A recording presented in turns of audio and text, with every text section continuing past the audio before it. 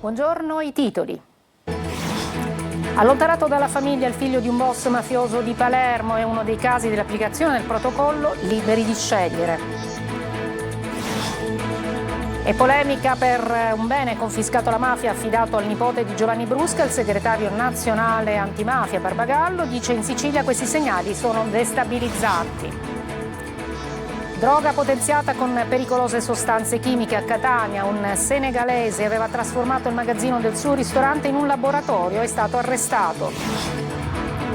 L'ha fatta cadere nel fiume, poi non l'ha salvata. DJ 60enne arrestato per la morte di una badante russa in provincia di Messina. L'omicidio della studentessa di Messina, nei cellulari e nel diario di Stefano Argentino le prove della premeditazione. Sara Campanella ha registrato i suoi ultimi istanti di vita. La Sicilia che brucia, 380 gli incendi spenti. Schifani parla di mano criminale. Per i sindacati di Trapani si tratta di attacco organizzato. Niscemi in fumo la sughereta. Calcio, presentato il neoacquisto del Palermo, il centrocampista Antonio Palumbo. Non vedevo l'ora di arrivare, dice. Serie C, domenica 17 agosto, trasferta a Crotone per il Catania nel primo turno della Coppa Italia. Vicino all'accordo il difensore Martic.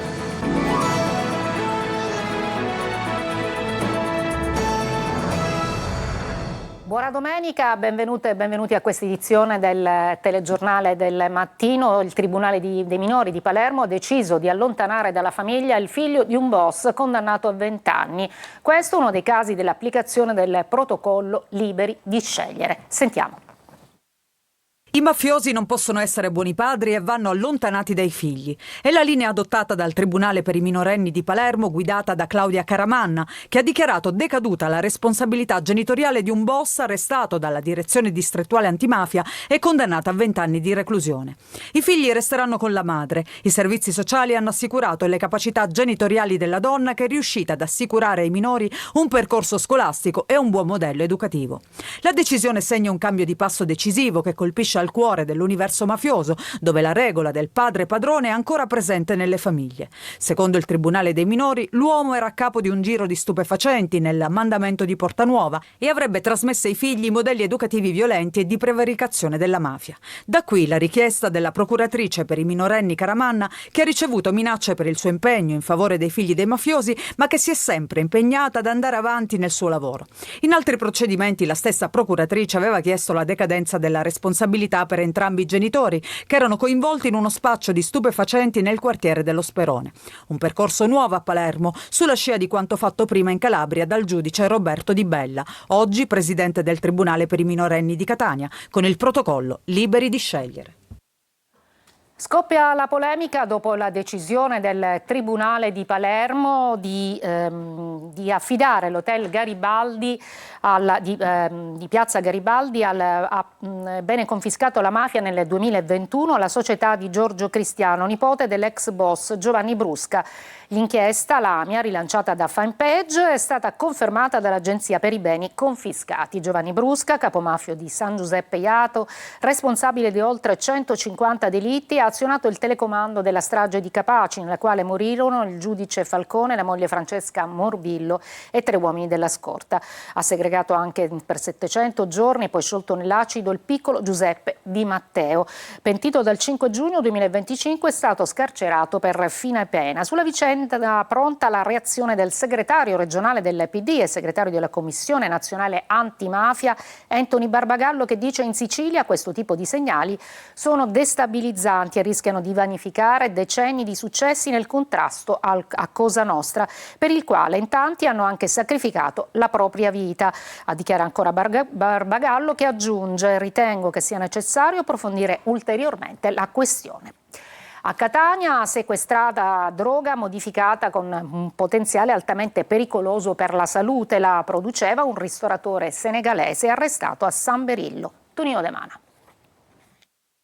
ha trasformato il magazzino del suo ristorante in un laboratorio per potenziare la marijuana, modificandola con agenti chimici e rendendola gravemente nociva per la salute. Un senegalese di 38 anni è stato arrestato dalla polizia di Catania in un'operazione antidroga effettuata a San Berillo. Il blitz è scattato in seguito al controllo di 2 uomini stranieri che si aggiravano nei pressi di un ristorante. Entrambi sono stati trovati in possesso di alcuni grammi di marijuana. La successiva perlustrazione del locale ha permesso di trovare 1 chilo di marijuana occultata nel magazzino del ristorante, mentre in una stanzetta sono stati trovati alcuni prodotti chimici contenuti in un secchio. È a quel punto che la polizia ha identificato il titolare dell'attività commerciale, trovato poi in possesso di 17.000 euro in contanti, soldi provento dell'attività illecita, visto che in un altro locale sono stati trovati 11 sacchetti contenenti quasi 8 kg di marijuana. Oltre alla droga, l'uomo nascondeva altri 161.000 euro per un totale di 178.000 euro. La sostanza stupefacente è stata sottoposta ad esami di laboratorio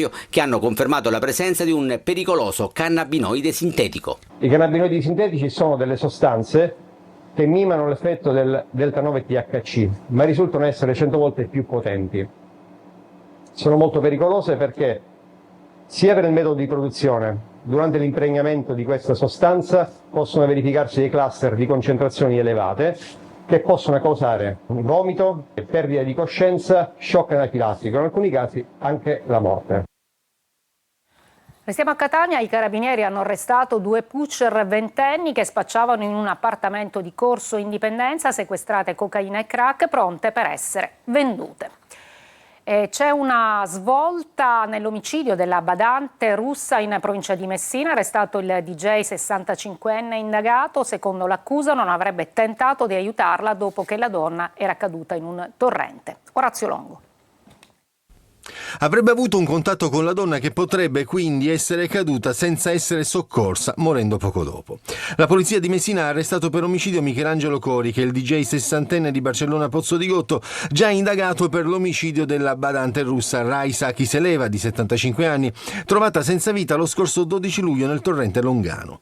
Il giudice per le indagini preliminari ha firmato l'ordinanza di custodia cautelare in carcere, tutto da ricostruire il movente. Lo stesso Corica, che si dichiara innocente, avrebbe dato 2 versioni discordanti dell'accaduto. In una prima circostanza avrebbe sostenuto di non avere visto da tempo la donna, in una seconda occasione avrebbe ammesso invece di aver avuto un diverbio con lei per questioni di gelosia, quando la donna avrebbe perso l'equilibrio e sarebbe accidentalmente caduta. Secondo gli inquirenti, il 60enne il 7 luglio avrebbe invitato la vittima a seguirlo in casa. La donna, che in quel momento era seduta su un muretto, si sarebbe rifiutata e l'uomo avrebbe avuto un contatto con lei che, in relazione alla condizione di precario equilibrio, avrebbe determinato la sua caduta nell'alveo del torrente e di conseguenza la morte. L'indagato non avrebbe poi tentato di aiutare la badante, che potrebbe non essere morta sul colpo. Il cadavere è stato trovato giorni dopo. Indagini sono in corso anche sui dispositivi telefonici. L'omicidio della studentessa di Messina, dai cellulari dei 2 giovani emergono le prove della premeditazione da parte del suo spasimante. Sara Campanella avrebbe anche registrato gli ultimi istanti della sua vita. Francesco Triolo. Per gli investigatori rappresentano la conferma di come Stefano Argentino abbia premeditato l'uccisione di Sara Campanella, studiando tutti i particolari. Sono le prove raccolte sui cellulari dei 2 giovani, su quello di Stefano Argentina, ma anche di Sara. Sul telefonino del ragazzo i carabinieri hanno trovato una foto della studentessa scarabocchiata con rabbia repressa e una frase che manifestava il proposito di uccidere. Ma è dalla cronologia web che si è intuito come avesse addirittura studiato parecchi mesi prima come colpirla, in quale parte del corpo. Dalle tracce informatiche si è scoperto che Argentino ha acquistato su Amazon un coltello compatibile con le ferite sul corpo di Sara. La scatola è stata trovata, il coltello no. Sul cellulare poi c'erano anche le immagini che mostravano la struttura della gola. Particolari che emergono nell'ambito dell'inchiesta sulla morte della ragazza di Misil Mary avvenuta il 31 marzo scorso a Messina. Ma l'indagine, coordinata dal procuratore Capantonio D'Amato e dalla sostituta Alice Parialò, che hanno depositato gli atti suppletivi, porta alla luce anche una registrazione che la giovane in quegli attimi terribili era riuscita a far partire, una registrazione che ha raccolto tutte le fasi dell'aggressione mortale e che ora rappresenta una prova per il processo che partirà il 10 settembre davanti alla Corte d'Assise. Ondata di calore, la Sicilia brucia, sono 300 80 gli incendi spenti in queste ultime ore. Sentiamo il servizio. Dopo 48 ore di duro lavoro possono dirsi tutti spenti i 380 roghi scoppiati in Sicilia nelle ultime ore, complici la giornata torrida e la mano dell'uomo. In molti terreni attraversati dalle fiamme si continua a lavorare per la bonifica mentre le procure competenti indagano per individuare eventuali responsabili. Quello che rimane è devastazione e rabbia. Il governatore Renato Schifani ha voluto ringraziare l'intero sistema antincendio, forestali, vigili del fuoco, protezione civile, piloti dei mezzi aerei, forze dell'ordine che insieme hanno limitato i pericoli per la popolazione. Anche Schifani ha parlato di mano criminale e di piromani senza scrupoli. L'assessore al territorio Giusy Savarino ha fatto appello ai cittadini affinché segnalino tempestivamente al numero di emergenza 1515 ogni principio di incendio. Di attacco vero e organizzato al nostro territorio parlano in una nota congiunta CGIL, CISL, UIL, FAI, FLAI e UILA Trapani. La CNA Sicilia chiede il potenziamento delle squadre antincendio e un piano di sorveglianza integrato con tecnologie avanzate per individuare i focolai in tempo reale, sanzioni severe per chi appicca il fuoco e bonifiche immediate delle aree colpite e sostegno economico per le imprese danneggiate. Lega Ambiente denuncia la devastazione delle riserve naturali dell'isola, la sughereta di Niscemi, di Capodarsolo, Zingaro, Montecofano, Cava Grande del Cassibile e tante altre, un patrimonio inestimabile di biodiversità e la speranza per un futuro basato sulla bellezza. A Niscemi sono andati in fumo oltre 3.600 ettari di bosco. La sughereta, il sindaco chiede lo stato di calamità. Gerri Italia. La sughereta per buona parte non esiste più. Lo dice con il volto segnato dalla stanchezza il sindaco di Niscemi dopo le 48 ore d'inferno che hanno cancellato la riserva naturale. Oltre 3.600 ettari ridotti in cenere, un fronte di fuoco lungo 5 chilometri, 2 giorni di inferno che hanno devastato alberi secolari, fauna e biodiversità. L'incendio, che sembrava sotto controllo dopo ore di lavoro da parte dei vigili del fuoco e dei Canadair, è riesploso nel pomeriggio in più punti. Un dettaglio che alimenta i sospetti. Dietro al disastro sembra ormai certa la mano dell'uomo. Ieri intanto è stato necessario evacuare diverse famiglie, le fiamme hanno lambito le abitazioni all'interno della riserva, i danni restano incalcolabili, il terreno è bruciato, gli alberi anneriti, la natura spazzata via. Il comune adesso chiederà lo stato di calamità. Chiederemo la dichiarazione di stato di calamità, la possibilità di ottenere per la riserva ma anche per le proprietà private. Ho visto colture andare in fumo. Gli oliveti, io ho visto un paio di oliveti veramente distrutti. Una ferita profonda tra le più gravi degli ultimi anni, ma il sindaco promette, Niscemi ripartirà. Intanto si indaga, forze dell'ordine tecnici e la forestale sono al lavoro per cercare prove di inneschi e fermare chi ha distrutto un patrimonio che apparteneva a tutti, ma la ricostruzione sarà lunga. La sughereta non era solo un patrimonio ambientale, ma anche simbolo identitario di un'intera comunità. West Nile, il virus propagato dalle zanzare, riscontrato in un cavallo di un allevamento del Catanese. Vediamo come prevenire. Orazio Longo. L'Istituto Zooprofilattico Sperimentale della Sicilia ha confermato la positività al West Nile virus di un cavallo presso un allevamento equino del Catanese. L'ASP di Catania ha inviato ai comuni le indicazioni operative necessarie per rafforzare la sorveglianza e attuare le misure di contenimento. In primis contro le zanzare che rimangono l'unico vettore responsabile della trasmissione della malattia anche all'uomo. Il virus rispetto agli anni passati sta circolando molto di più perché è legato al discorso anche dei cambiamenti climatici. Si precisa inoltre che non vi è alcun rischio per la sicurezza alimentare legato al consumo di prodotti di origine animale. Resta fondamentale il ruolo attivo della cittadinanza nella prevenzione, anche semplici accorgimenti individuali. L'utilizzo appunto di repellenti e quello di non favorire alcuni comportamenti, quale ad esempio potrebbe essere il ristagno di acqua anche nelle fioriere. Noi rientriamo tra i territori ad alto rischio perché negli anni passati abbiamo avuto la circolazione virale della West Nile per le condizioni climatiche. Spiegano gli esperti che sebbene cavalli e uomini possano contrarre l'infezione da West Nile virus, non sono in grado di trasmetterla ad altri. Non deve temere né chi ha cani, gatti, uccellini, ma neanche chi detiene un cavallo. Una breve pausa, poi andremo a Noto, la scoperta del barocco, patrimonio dell'UNESCO.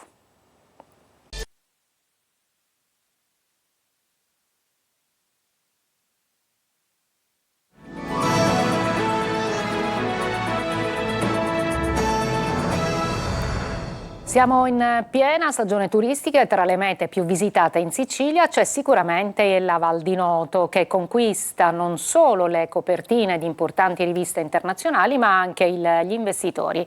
Tra arte e design, Noto diventa capitale di stile e investimenti, avviando un vero rinascimento mediterraneo.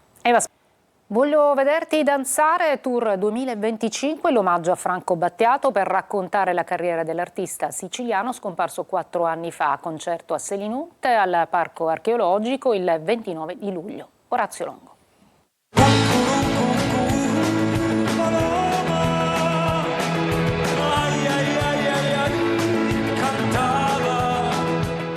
Un viaggio musicale attraverso le diverse stagioni creative, dall'era del cinghiale bianco a prospettiva Nieschi, sperimentazione, poesia, misticismo e pop colto in un linguaggio sempre attuale. Voglio vederti danzare il tributo a Franco Battiato a 4 anni di distanza da quel 18 maggio del 2021 che ci privava per sempre del maestro di Ionia. Cerco un centro di gravità permanente che non mi faccia mai cambiare idea sulle cose, sulla gente. Tappa a Selinunte il 29 luglio al Parco Archeologico per il tour che ha già girato l'Italia riscuotendo successo. Sul palco una band, gli archi dell'ensemble Etna Contemporanea, sotto la direzione del maestro Giovanni Cernicchiaro, le voci di Davide Cuppari e Giorgia Zaccagni e l'intervento delle danzatrici sufi Silvia Laila e Grazia Cernuto con un movimento circolare a evocare atmosfere mistiche, sempre vicine alla filosofia di Battiato. E gira tutto intorno alla stanza.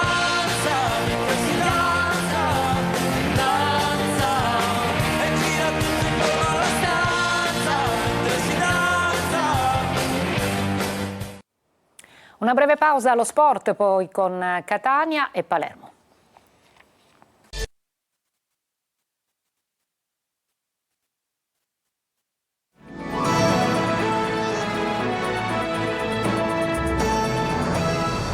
Eccoci al calcio, prime parole da Rosanero per Antonio Palumbo, neocentrocampista del Palermo. Non vedevo l'ora di arrivare, ha detto il calciatore presentato alla stampa. Marco Gullà. Ultimi giorni di ritiro per il Palermo che in quel di Châtillon prosegue la preparazione. Oggi altre fatiche per la truppa di Inzaghi e prime parole da Rosanero per Antonio Palumbo. Il centrocampista ha spiegato che nonostante i tempi dell'accordo non ha mai avuto dubbi sulla scelta del Palermo, definendo quella del club di Viale del Fante una decisione presa senza esitazioni. Trattativa lunga perché c'era da sistemare un po' di cose, ho scritto finalmente perché non vedevo l'ora di arrivare in una società così importante. A volere Palumbo al Palermo direttamente il tecnico Pippo Inzaghi che ha espressamente richiesto il centrocampista al direttore sportivo Osti. Sicuramente mi responsabilizza tanto, ma a prescindere dal mister credo che una piazza del genere è impossibile da rifiutare. Per Bani al Palermo è questione di ore, il difensore la prossima settimana sarà ufficialmente rosanero. Intanto il club di Viale del Fante ha detto no alla Cremonese per il prestito di De Planche. Si va verso la conferma anche di Corona, entrato nelle grazie di Inzaghi. Trasferta a Crotone per il Catania domenica 17 agosto nel primo turno della Coppa Italia di Serie C. Vicino all'accordo il difensore Martic. Intanto migliorano le condizioni dei 2 tifosi rossazzurri coinvolti nell'incidente stradale in Campania. Sergio Colosi. Sarà Crotone-Catania in programma a Lezio Scida domenica 17 agosto alle ore 21 la partita del primo turno eliminatorio della Coppa Italia di Serie C. La sfida a campi invertiti ripete l'appuntamento inaugurale della scorsa edizione in cui i rossazzurri si imposero ai calci di rigore. Prevista gara unica in caso di parità tiri dagli 11 metri. La vincente sfiderà nel secondo turno a fine ottobre sempre in casa chi la spunterà tra Foggia e Siracusa, avversaria in Puglia sabato 16 agosto. In via di definizione l'arrivo del difensore austriaco 30enne Manuel Martic che siglerà un contratto annuale con opzione per il secondo. Forte fisicamente ed utile, può essere impiegato anche a centrocampo, ha giocato gli ultimi 2 anni tra Legnago e Lecco, ma con una buona esperienza internazionale anche in Champions, dove ha segnato un gol con l'Helsinki nei preliminari del 2022. Dopo il rinvio dell'amichevole e della presentazione della squadra, doppia seduta d'allenamento a Norcia. Buone notizie per i 2 tifosi del Catania rimasti gravemente feriti nell'incidente stradale vicino Salerno. L'ultra ricoverato al Caldarelli di Napoli è uscito dal coma ed è cosciente, pur rimanendo riservata la prognosi, mentre l'altro tifoso è in netto miglioramento e nei prossimi giorni sarà dimesso dall'ospedale di Vallo della Lucania. Il Trapani in Coppa Italia esordirà domenica 17 agosto alle ore 18 a Picerno. In caso di passaggio del turno, incontro in Campania con la vincente di Salernitana Sorrento. È tutto, la prossima edizione alle 14. Grazie per l'attenzione e ancora buona domenica.